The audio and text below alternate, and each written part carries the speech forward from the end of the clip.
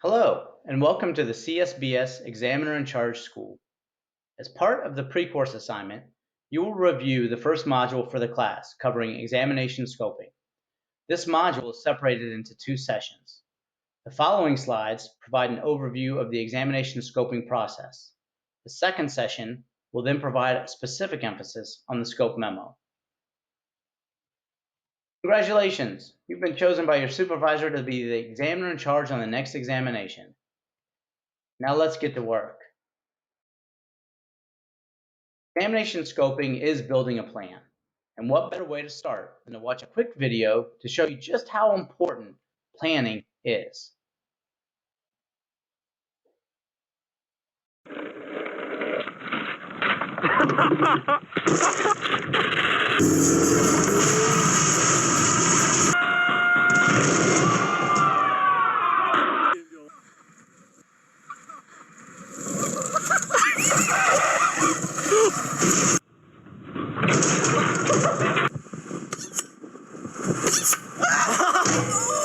Oh my god, totally!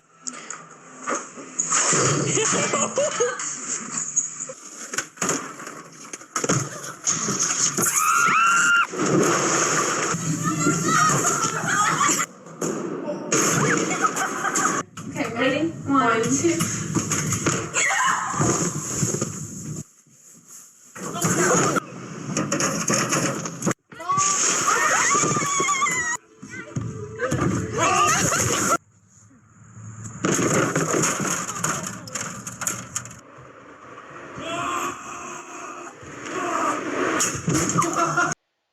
I think we can all agree planning is critical.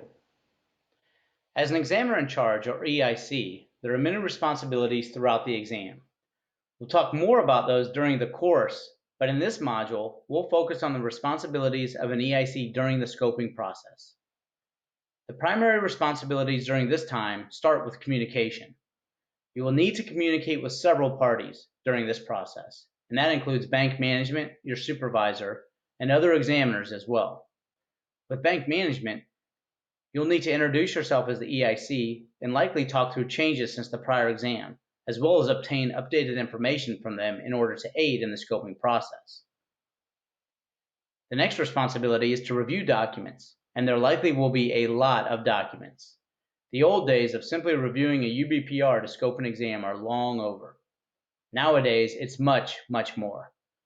Of course, you'll still review financial information, but also will likely be reviewing several other pieces of information, including audit reports, strategic plans and budgets, policies, and board and committee minutes in order to help formulate a risk assessment, which leads to the next responsibility, identification of key risks. In this action, as the EIC, you will pull everything together. This includes the documents you obtained and reviewed, conversations you held with bank management, and don't hesitate to lean heavily on your supervisor and senior examiners that you work with. Those individuals hold valuable historical knowledge of the institution. And as an EIC, especially a newer EIC, you should reach out to them and inquire as to what they recall about the institution. In particular, obtain their perspective on key risks. This will all go into your overall identification and assessment of those key risks. Next, you must determine staffing for the exam. Be sure to talk through this with your supervisor. Take note and plan for any needed training that must occur. Also, consider any areas you've determined to be higher risk. Do you need an exam specialist to review that area, or at least a more senior examiner? Consider all of this in your staffing determinations. Then creating a scope memo. This is a critical piece to an EIC scoping responsibilities, and one we'll spend more time on later in this module in session 2. Scope memos come in all shapes and sizes, and certainly can differ by agency and by state.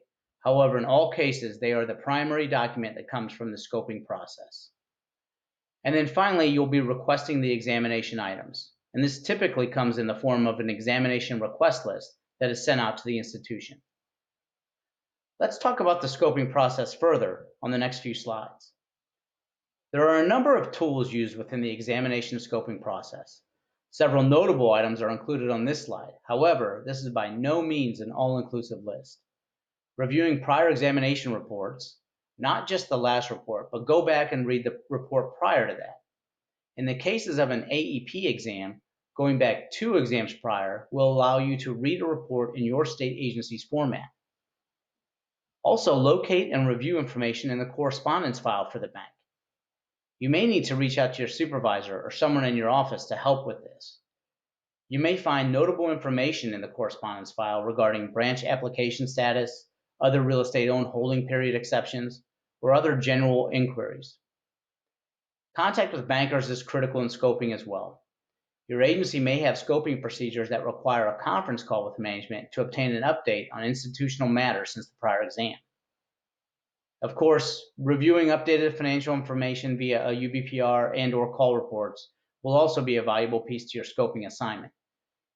You may find trade association materials helpful as well, and talking with your supervisor and again, fellow regulators. These are once again just a few of the tools that can be useful in scoping an exam. What other ones can you think of?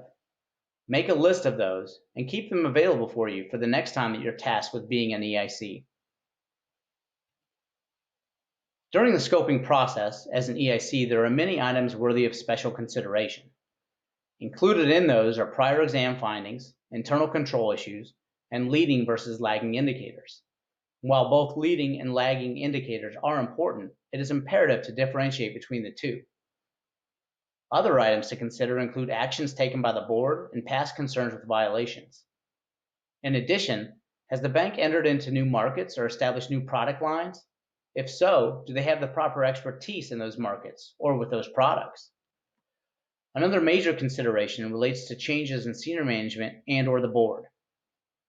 As an EIC, you'll want to understand the circumstances that led to this change. Was it planned? Did they enact their management succession plan? If so, have they now updated that plan to reflect the new members of management and their successors? Did the new member of management or member of the board come from outside the organization? You'll want to understand the answers to all of these questions and document such within your scope memo so you can plan accordingly during the exam. In scoping an exam, there are several administrative issues that you must consider. These include knowing the experience level and number of examiners you will have. While this information typically will come from your supervisor, it's still your responsibility as the EIC to communicate with him or her if you feel that your staff may not be sufficient. Oftentimes, there may not be much that can be done here, but having a discussion with support gathered from your risk scoping review and risk assessments will help in that process. In addition, you'll need to consider how much time the examination is scheduled for. Now, if issues or concerns come up during the exam, you'll want to reach out to your supervisor and discuss the exam timeframes. However, when you're scoping, during this process, you need to consider your staff and the schedule. You may also need to consider what level of review was performed at the prior exam. For instance, did the last exam include a limited review of an area, or was there a lesser experienced examiner responsible for an area last time? These may be items to consider when you're scoping and determining assignments and the depth of review. Additional considerations in the scoping process include time and personal constraints.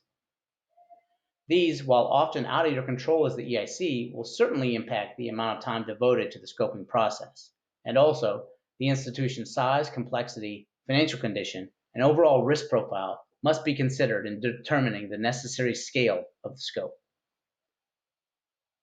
You have now completed the first session in the examination scoping module. Congratulations! I hope you enjoyed it as much as I did. Please continue on to the second and final session, which focuses on the scope memo.